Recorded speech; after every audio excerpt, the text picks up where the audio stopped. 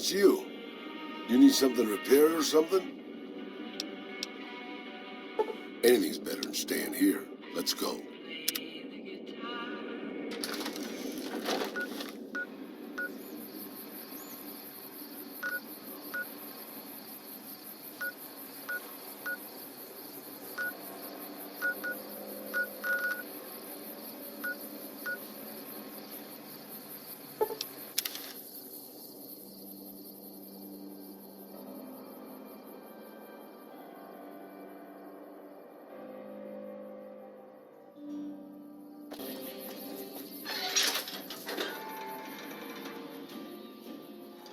Sorry.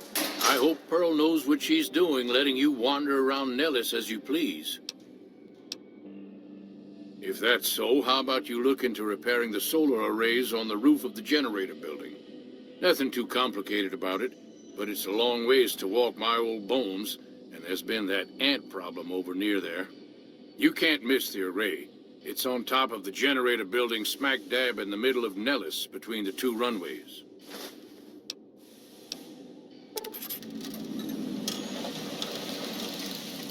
Ha! If we had spare parts, do you think I'd be asking you to fix the damn things? That's rich. No, we ran out of spares a while back, and Jack and I have been doing our best to patch the arrays up as best we can. Sadly, we're at our wits' end. There have to be spare parts somewhere around the wasteland, but I just don't know where to direct you. You may have noticed we don't get out much. Be sure to stop on back and let me know when the arrays are fixed. That's a good thing to see, huh, boss? That loyal guy. He's getting up there in years, but he still finds a way to make himself useful to his people. If you ask me, that's better than withering away all alone or holding on to some faded piece of glory from your past.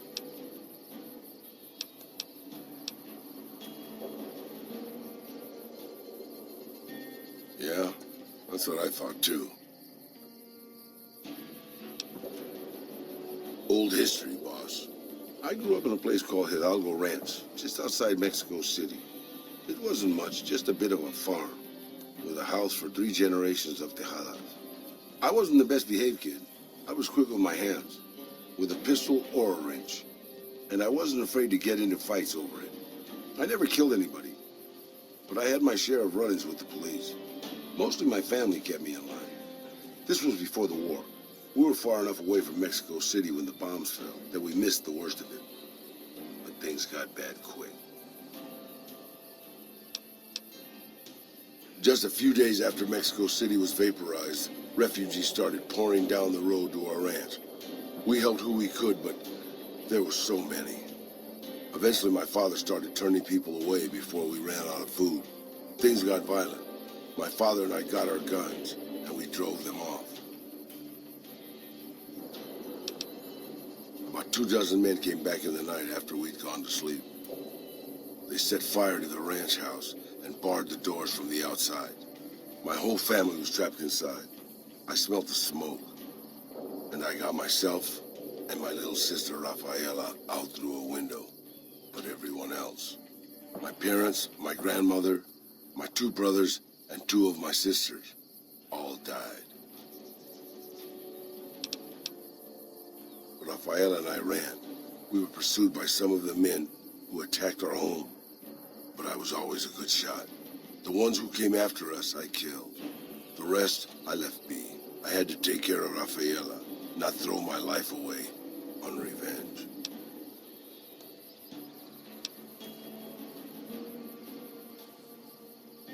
I know that, boss.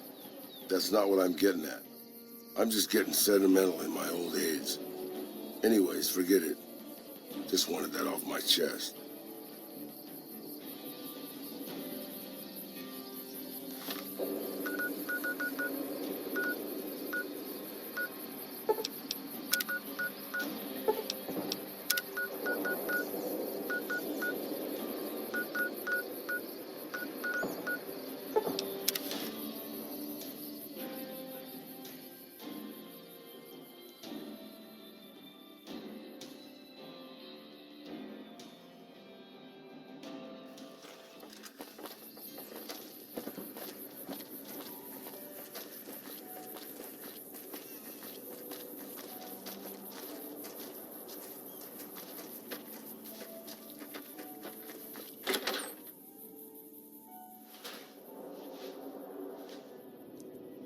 We haven't met yet. You must be new in town.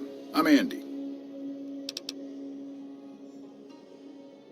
Right now, a whole lot of sitting on my keister and counting cracks in the ceiling. I wouldn't wish it on anybody. On better days, I help keep the peace. Boone and Vargas watch the road. I watch the town. Tell myself I'm doing some good.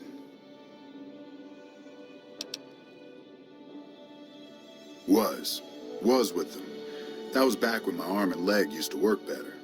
I still like to pretend I'm a ranger, though. I'll check in with the guys up at the station pretty regular on the ham radio. Sometimes they stop by, tell me they're paying their respects, the smug bastards. They haven't been responding to me last couple days. I guess they got tired of hearing me talk, but it still got me a little worried. Hell, listen to me talk, like some damn mother hen.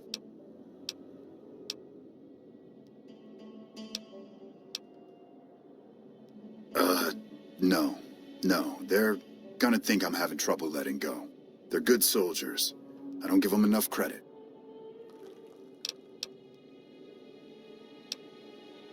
They're the NCR's finest, a one-man platoon, each of them. You got a job where even thinking about it would scare a man senseless? That's when you bring in the Rangers.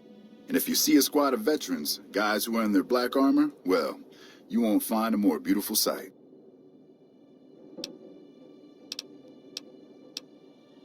Yeah, twice. Actually, the first time it was more like half my body. Knocked me out of the Rangers. This time, it's mostly just reminded me how useless I've gotten. A few years back, we get a tip that some Legion slavers were holed up in this burnt-out house a few clicks from where we were stationed. We get there and it's deserted. No sign anyone's been there. I mean, nothing. As we're leaving, I hear something behind me. I turn around and there's this kid, just skin and bone, and he's looking up at us and he's scared half to death. Been hiding in a closet. I go to grab him out of there and I notice he's holding something in his hand. Something metal. He shuts himself back in the closet and that's when I see the grenade he's left by my feet. They do it a lot, the Legion, using kids. They know we'll hesitate. Anyway, that was the first time. Second time I fell down those stairs in front of the motel. Just in case I got to thinking I'd put it all behind me.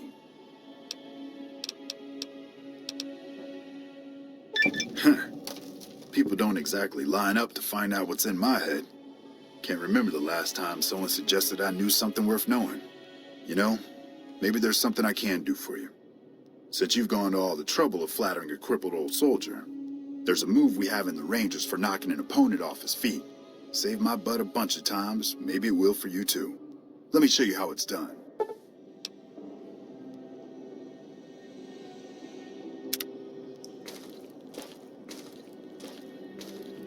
You'll get the hang of that takedown. I had trouble learning it at first, too.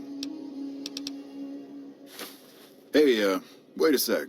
I know what I said, but if you find yourself by Ranger Station Charlie, let me know what you find. I'd be interested.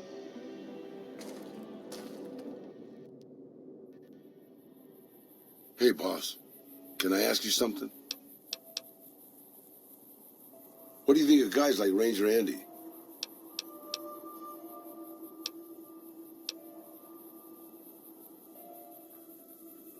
That wasn't what I meant, really. I mean guys who have a world of experience doing what they do, but have to give it up because they're getting old and slow or too injured.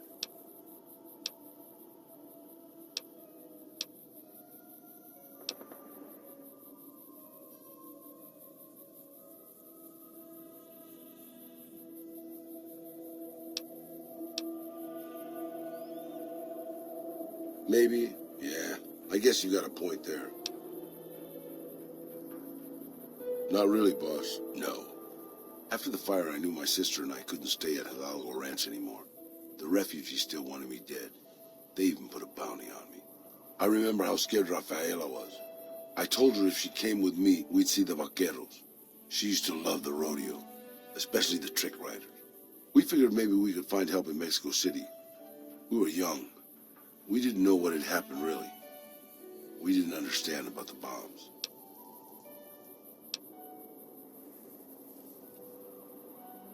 I don't think it was as hard hit as D.C. or Bakersfield, but it was bad enough.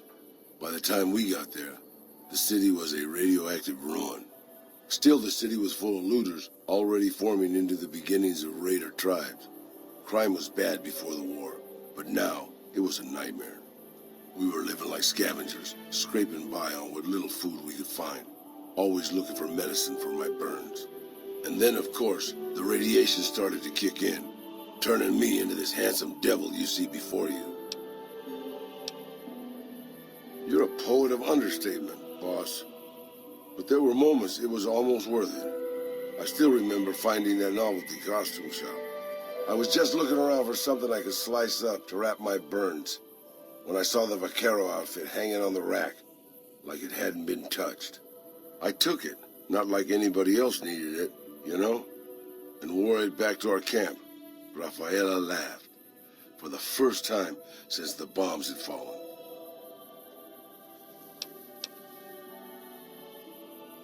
It was. I started to build up a legend. Sometimes it headed off trouble, but most of the times it just started more. Young punks looking to prove themselves would come looking for me, but my eyes were sharp and my guns were quick. For a while, it seemed like we might even survive there, until Rafaela. She went out to find some food one day. I was sick, so I stayed at our camp. I guess it must have been the beginning of radiation poisoning. Anyway, it was supposed to be safe, but some raiders happened to pass through where she was scavenging. I won't speak of what they did to her. When I found her body, the only way to recognize her was this funny little scar on her knee from when she was a little girl. Terrible doesn't begin to cover it, boss. I let my whole family down. First the ranch, now Rafaela. I was the last Tejada. I guess maybe I went a little crazy then. I took my guns and went back to that market. I didn't have many bullets, but I had enough. After the raiders were dead, I salvaged what I could from the store. I was tired. I just wanted to be alone forever. I left Mexico City behind. I made my way out to the Gulf Coast. Eventually, I found an old Petro Chico refinery nobody had claimed. I stayed there for a little while, and I thought a lot about my life. I thought about the guns I'd lived by and what they'd gotten me. I decided my guns hadn't gotten me anything, and it was time to give it up. I took off the old vaquero outfit and put on a Petro Chico jumpsuit. The name tag said Miguel, so I started using the name myself. Eventually, I made it to Arizona. That's another story, boss.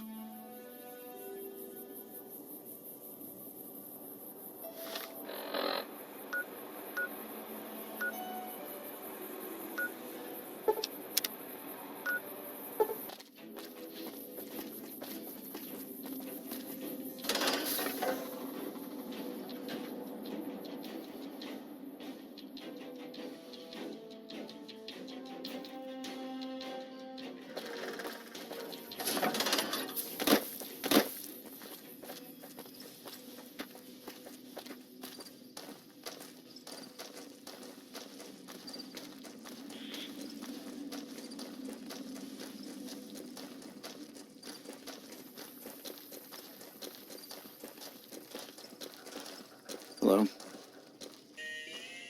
Howdy. Name's Sterling, First Recon. Can't say I've seen you before. I'd remember if I had. Got a good memory for faces, landmarks and such too. Comes with practice, that's all, and a lot of scouting from place to place. I call her the Long Carabine. Didn't always have the scope. I added that myself. Been shooting with her so long, couldn't bring myself to toss her away. Would have felt guilty to part with the old girl. The other snipers used bolt action, but Gore bets reckoned it didn't matter none if I was different, so long as I could hit my targets. Used to be a ranger, one of the first they sent out east back before we took the dam. Observation and reconnaissance. We took the lay of the land, checked out the locals, and kept ourselves inconspicuous. A couple friends of mine were the first to scout the dam. That was back in '73, if I recall. A lot of those rangers are dead now. Vegas always chewed men up. It's just a little more literal nowadays. Well, that wasn't really a matter of choice. Got myself caught by legionaries up near Malpay. They had themselves some fun with me. Mangled my hands and feet pretty good. Wasn't much good with the pistol after that. Wasn't gonna be trekking across the waste on any more long scouts either. Caesar's boys figured I wasn't going anywhere after what they'd done to me, so they didn't bother tying me up. I crawled out there on my elbows and knees. Must have looked a sight. Then I rolled down an embankment into the Colorado. I guess I had a mind to drown rather than give Caesar's boys the satisfaction of killing me. But a couple of rangers happened to be watching from across the river. They jumped on in and pulled me out of there. Lucky break, they said. Going on 6 months now, but I reckon we'll be moving out soon enough. Can't talk about the details. Till then, we'll man the towers and keep an eye on the fiends. We've had more than our share of trouble from their direction. Whole thing smells of Caesar to me. Of course, that's just guesswork. But I'd still bet a few caps he's stirring up the locals against us. Always a pleasure. Keep yourself safe. Hey, Doc. Not to worry, boss.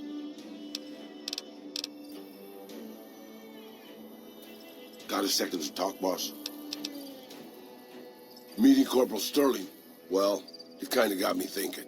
Here's a guy that's been beat all to hell, right? I mean, he could have retired from the service, but instead he signs back on and does what he can. You think he did the right thing?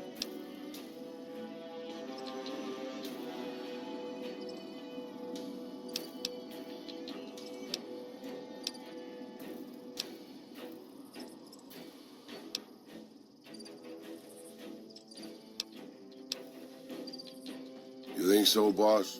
Because I remember a time when a lot of people stuck to their duty no matter what. It ended with nuclear bombs falling on my hometown.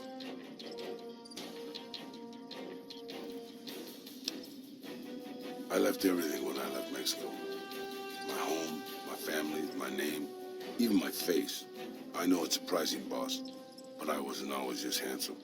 As far as the world knows, I was Miguel, and I was okay with that. I headed north for a while and ended up in Tucson. Not Tucson, by the way. Things were good there. Well, maybe not good, but better than Mexico City anyways. I found myself a little shack and started fixing things. Well, sure, boss. I was always good at fixing things. Some I fixed for the town, some I fixed for other people, some I fixed just for the hell of it. It's a better way to use your hands than killing. And even then, I wasn't getting any younger or faster. I lived there for a long time, kept to myself, didn't get into any fights. Hell, the only reason I even kept my guns oiled was professional pride. Getting there, boss. I'd been in Tucson. The locals can call it Tucson all they want, but it's Tucson, damn it. About 75 years when she showed up. Prettiest thing you ever saw, boss. Maybe it was just a trick of my senile brain, but I swear she looked just like my Rafaela. Her name was Claudia. She ended up taking work at one of the brothels in town. I never went to her, of course. How could I? But I looked after her in my own way. This was a long time ago, before Caesar's Legion pacified Arizona and brought the raider tribes to heel.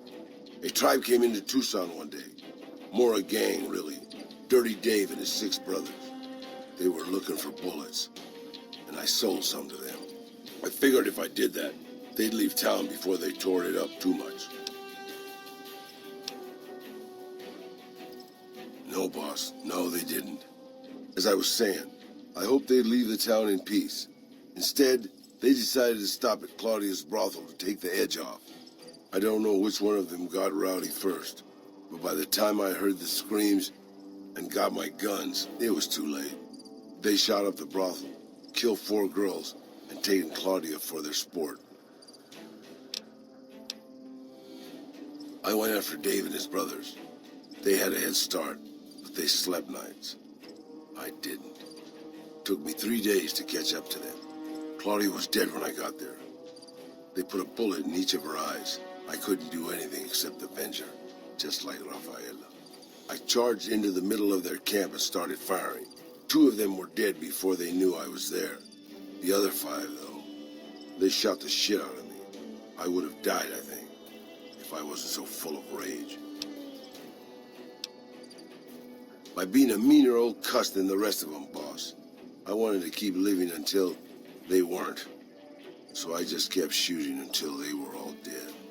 I was in pretty bad shape in the end, though.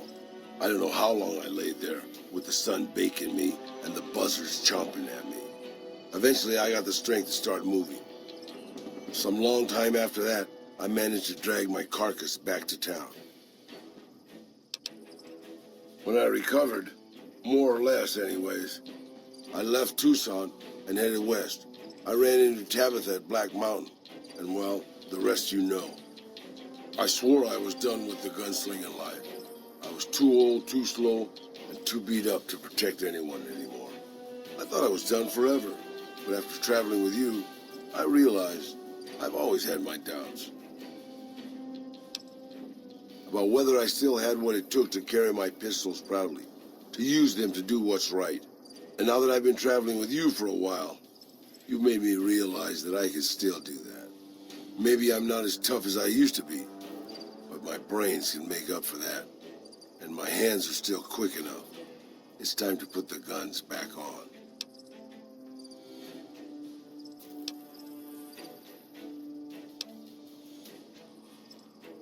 I suppose you're right, boss. These bones are too old for that kind of action.